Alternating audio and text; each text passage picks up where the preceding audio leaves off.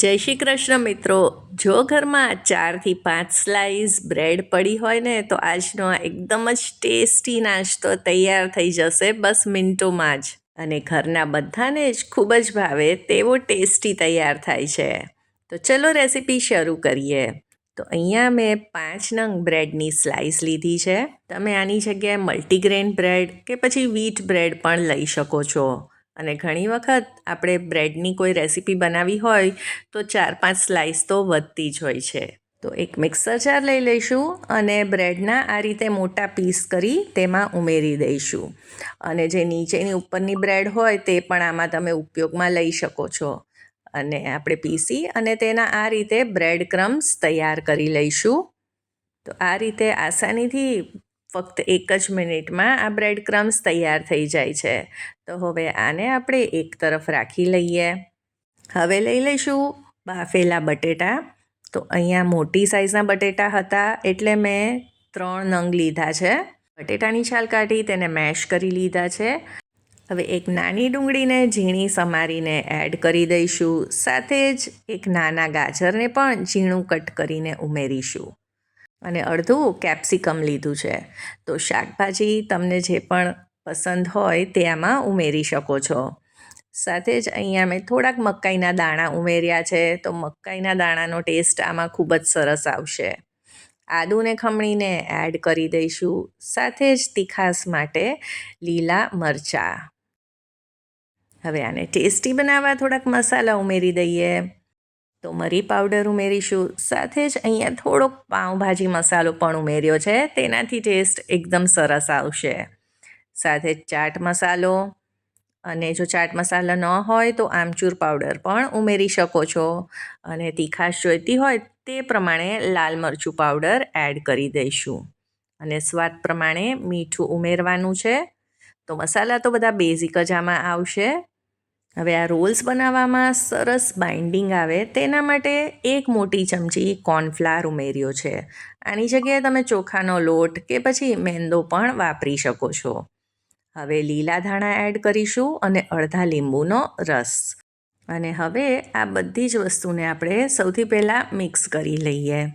તો આજના આ બ્રેડ રોલ્સ આપણે એવી રીતે તૈયાર કરશું કે બ્રેડની અંદર આ સ્ટફિંગને ભરવાની ઝંઝટ જ નહીં રહે. તો હવે બસ બધી વસ્તુ થોડીક મિક્સ થઈ જાય પછી આમાં આપણે થોડા કરીને આ જે બ્રેડ ક્રમ્સ તૈયાર કર્યા તે ઉમેરી દઈશું. તો સૌથી પહેલાં આપણે 1/4 કપ જેટલા બ્રેડ ક્રમ્સ એડ કરીશું અને મિક્સ કરી લઈએ.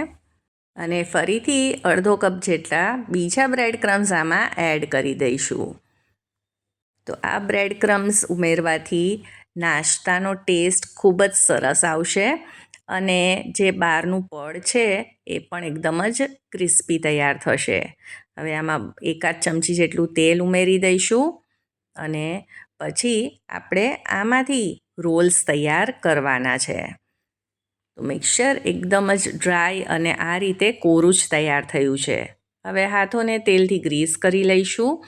અને તમને જે પણ શેપ ગમતો હોય તે આને શેપ આપી શકો છો. તમે પેટીસ કે ટિક્કીનો શેપ પણ આને આપી શકો છો. અત્યારે તો આપણે આમાંથી આ રીતે રોલ્સ તૈયાર કરવાના છીએ. તો આ રોલ્સ તૈયાર થઈ જાય પછી તમે આને સ્ટોર કરીને પણ રાખી શકો છો. લગભગ 1 થી 1.5 મહિના માટે ફ્રીઝરમાં, ઝીપલોક બેગમાં કે પછી પ્લાસ્ટિકના કોઈ પણ કન્ટેનરમાં તેને સ્ટોર કરી શકો છો. અને જ્યારે પણ બાળકોને સવારે લંચ બોક્સમાં આ બનાવીને આપવા હોય કે પછી અચાનકથી કોઈ મહેમાન આવે ત્યારે તમે આને થોડીક વાર પહેલાં બહાર કાઢી અને ડીપ ફ્રાય કરીને આપી શકો છો. હવે આપણે તો આને અત્યારે જ તૈયાર કરવાના છીએ એટલે બ્રેડ ક્રમ્સ જે થોડાક વધ્યા હતા તેને આ રીતે આપણે કોટ કરી લઈશું આ બ્રેડ રોલ્સ ઉપર. તો તમે આને કોર્નફ્લાવર કે મેંદાની સ્લરી બનાવી તેમાં ડીપ કરી અને પછી બ્રેડ ક્રમ્સથી કોટ કરીને પણ વાપરી શકો છો. પણ મારી પાસે તે અવેલેબલ નહોતું એટલે હું આ ડાયરેક્ટ જ આ રીતે બ્રેડ ક્રમ્સથી કોટ કરીને ફ્રાય કરી રહી છું. તો તેલ સરસ રીતે ગરમ થઈ જાય પછી આપણે આમાં આ બ્રેડ રોલ્સને ઉમેરી દઈશું અને ફ્રાય કરી લઈશું. આને ગોલ્ડન અને ક્રિસ્પી થાય ત્યાં સુધી. અને આવી અવનવી રાતના જમવામાં કે પછી સવારના બ્રેકફાસ્ટમાં બનાવી શકાય તેવી ઘણી બધી રેસિપીસ જે મારી ચેનલ પર, તે બધી પણ જોવાનું બિલકુલ ન ભૂલતા. તો આ બ્રેડ રોલ્સ એકદમ જ સરસ રીતે ફ્રાય થઈ ગયા છે, તો આપણે તેને બહાર કાઢી લઈશું.